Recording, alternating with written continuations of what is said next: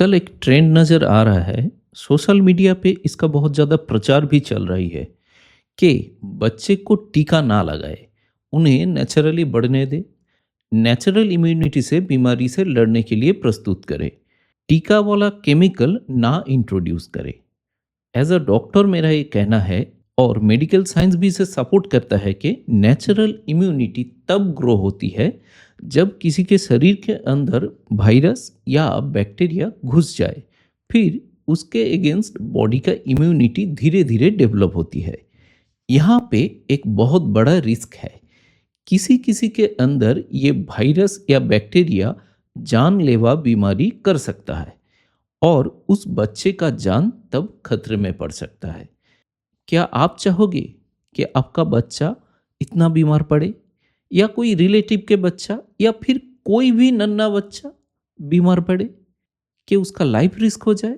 देखिए, हर माँ बाप का दिल तब टूट जाता है जब उनके नन्हे से बच्चे को एक बड़ी सी नीडल लगता है, मतलब कि सुई या टीका लगता है। वो बच्चा चीखता है और माँ की आंखों में आंसू आ जाते हैं। लेकिन एज अ डॉक्टर मैंने वो मंजर भी देखा है जो इससे कहीं ज़्यादा भयानक है। एक बच्चा जो पोलियो से चल नहीं रहा, या एक बच्चा जिसे हुपिंग कफ यानी कि काली खांसी जिसे कहते हैं, उसके वजह से सांस नहीं आ रही है उसको, वो वेंटिलेटर से अपने जीवन के लिए लड़ रहा है।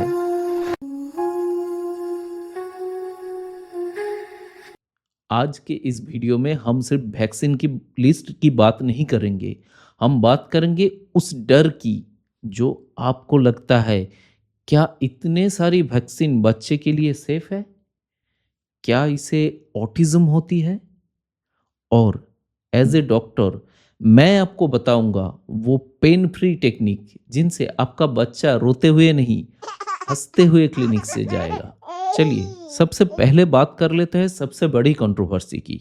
1998 में एक रिसर्च आई जिसने पूरे दुनिया को डरा दिया कि एमएमआर यानी कि मिजल्स माम रूबेला का जो कॉम्बाइंड वैक्सीन होता है उससे ऑटिज्म होता है। लेकिन ट्रूथ एज अ डॉक्टर मैं आपको बताना चाहता हूं कि वो रिसर्च गलत थी, यानी कि फ्रॉड थी। उस डॉक्टर का लाइसेंस छीन लिया गया और द लैंसेट ने वो स्टडी डिलीट भी कर दी। इसका जस्टिफिकेशन में और एक रिसर्च आया, डेनमार्क में 6 लाख बच्चे के ऊपर 10 साल तक स्टडी हुई। रिजल्ट, वैक्सीन और ऑटिज्म का कोई लेना देना नहीं। ऑटिज्म जेनेटिक और एनवायरमेंटल होता है, खास करके जेनेटिक होता है, और उसका कारण अभी तक ठीक ठाक नहीं मिला है। लेकिन वैक्सीन से उसका कोई भी नाता, कोई भी रिश्ता, कोई भी रिलेशन नहीं है। हम बच्चे को बीमारी से बचा रहे हैं, दिमाग को नुकसान नहीं पहुंचा रहे। ये बात आप अपने दिमाग में एकदम बैठा लीजिए। पेरेंट्स मुझसे पूछते हैं, डॉक्टर साहब कौन सी लगाए, दर्द वाली या बिना दर्द वाली? चलिए, इसके पीछे साइंस को जान लेते हैं। जो पेनफुल टीका होता है वो एक्चुअली होलसेल टीका होता है। इसमें फीवर आने का चांसेस 50% होता है। ये पुरानी टेक्निक है लेकिन इम्यूनिटी बहुत स्ट्रांग देती है। और नया जो टेक्निक आया है पेनलेस यानी कि एसेलुलर, इसमें फीवर और दर्द दोनों ही बहुत कम होता है। ये उन बच्चों के लिए बेहतर है जिन्हें कन्वल्शन यानी झटका आने का डर है। अब मैं आपको एक डॉक्टर वाला सीक्रेट बता देता हूँ, दोनों ही इफेक्टिव है, फर्क सिर्फ साइड इफेक्ट्स का है। अगर आपका बजट है तो पेनलेस लीजिए, लेकिन अगर आप गवर्नमेंट हॉस्पिटल से पेनफुल भी लगा रहे हो तो डरना मत, वो भी उतना ही सुरक्षित है। अब जान लेते हैं एक मिथ के बारे में कि इतना सारा वैक्सीन क्यों? माँ बाप कहते हैं हमारे जमाने में तो 2-3 लगती थी, अब 20 लगती है। इसके पीछे जो बायोलॉजिकल लॉजिक है वो आपको बता रहे हैं। हमारा एनवायरनमेंट बदल गया है। एक छोटा बच्चा जब धूल में खेलता है तो उसका इम्यून सिस्टम रोज हजारों बैक्टीरिया से लड़ता है। वैक्सीन में सिर्फ 10-15 एंटीजन होता है। बच्चे का इम्यून सिस्टम इतना ताकतवर है कि वो एक साथ 10,000 वैक्सीन को हैंडल कर सकता है। हम उसे ओवरलोड नहीं कर रहे हैं, हम उसे ट्रेनिंग दे रहे हैं। चलिए अब एक बहुत ही प्रैक्टिकल जानकारी ले लेते हैं कि वैक्सीन देने के बाद क्या करें क्या ना करें, क्या क्या सावधानी ले। वैक्सीन लगाने के बाद क्या करें। पहला है ब्रेस्ट फीडिंग। इंजेक्शन के तुरंत बाद फीडिंग करवाएं। ये बच्चे के लिए सबसे बड़ा पेन किलर है।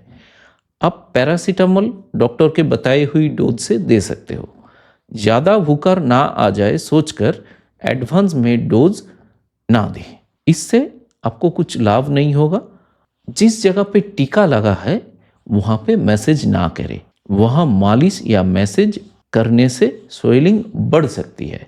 दोस्तों अब आते हैं उस सवाल पर जो 50% पेरेंट्स मुझसे पूछता है, डॉक्टर साहब लॉकडाउन की वजह से या बच्चे की तबीयत खराब होने की वजह से हमारी 6 महीने की जो वैक्सीन वो मिस हो गई, क्या बहुत देर हो चुकी है। एज अ डॉक्टर मैं आपको एक टर्म समझाना चाहता हूँ। इसे कहते हैं कैचअप वैक्सीनेशन। देखिए बहुत से पेरेंट्स डर के मारे डॉक्टर के पास जाते ही नहीं कि अब तो शेड्यूल निकल गया। सुनिए, अंग्रेजी में एक कहावत है, बेटर लेट देन नेवर। हमारा इम्यून सिस्टम एक लाइब्रेरी की तरह है। अगर आपने किताबों की डिलीवरी लेट भी की ना तो लाइब्रेरी उन्हें एक्सेप्ट कर लेगी और उन्हें सेल्फ पर लगा देगी। कुछ वैक्सीन जैसे कि रोटा वायरस की एक एज लिमिट होती है, लेकिन ज़्यादातर वैक्सीन जैसे कि डीपीटी, एमएमआर, पोलियो को हम बाद में भी कवर कर सकते हैं। आप जानते हैं the controversy of multiple prick, मतलब जब बच्चा कैचअप के लिए आता है तो हमें एक साथ 3-4 इंजेक्शन लगाना पड़ता है। इससे पेरेंट्स घबरा जाते हैं, डॉक्टर साहब बच्चा सह नहीं पाएगा। लेकिन ट्रूथ ये है और रिसर्च कहती है कि एक साथ मल्टीपल वैक्सीन लगाने से इम्यूनिटी पर कोई भी बुरा असर नहीं पड़ता, बल्कि बच्चे को हॉस्पिटल के स्ट्रेस से कम बार गुजरना पड़ता है। इससे बच्चे का एंटीबॉडी रिस्पॉन्स और भी बेहतर हो सकता है। दोस्तों ये वैक्सीनेशन कार्ड सिर्फ एक कागज का टुकड़ा नहीं है, ये आपके बच्चे का हेल्थ इंश्योरेंस है जो कभी भी एक्सपायर नहीं होगा। जब आप अपने बच्चे को टीका लगाते हैं तो आप सिर्फ अपने बच्चे को नहीं पूरे समाज को बचा रहे हो। शर्म या डर की वजह से वैक्सीन मिस मत कीजिए। अगर आपका बच्चा शेड्यूल से पीछे है, जिसे डिलेड कहते हैं, तो घबराइए मत। कैचअप वैक्सीनेशन आज भी हो सकता है। नीचे कमेंट में सेफ लिखिए अगर आप अपने बच्चे की वैक्सीन हिस्ट्री पूरा करने की वादा करते हैं। मैं हूं आपका अपना डॉक्टर पार्टनर डॉक्टर स्वदेश। मैं पिछले 15 साल से पेशेंट की इलाज के साथ साथ उन लोगों में अवेयरनेस बढ़ाने की कोशिश कर रहा हूं। अगर ये वीडियो आपको अच्छा लगा, कुछ भी नॉलेज या वैल्यू मिला तो प्लीज़ एक सब्सक्राइब कर देना। सब्सक्रिप्शन आपके लिए फ्री है, लेकिन इस चैनल के लिए बहुत ज़्यादा इम्पोर्टेंट है। अगली बार मिलेंगे एक नया लाइफ सेविंग टॉपिक के साथ। तब तक सुस्त रहो, जियो जी भर के।